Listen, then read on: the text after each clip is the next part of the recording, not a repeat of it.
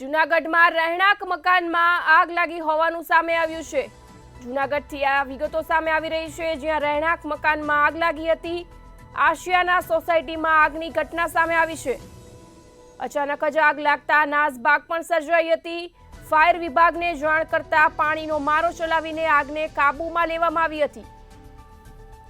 જૂનાગઢથી આ વિગતો સામે આવી રહી છે, જ્યાં રહેણાંક મકાનમાં આગ લાગી હોવાનું સામે આવ્યું છે।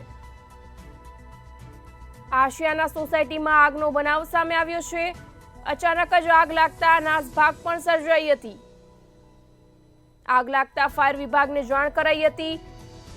પાણીનો મારો ચલાવીને આગને કાબૂમાં પણ લેવામાં આવી હતી।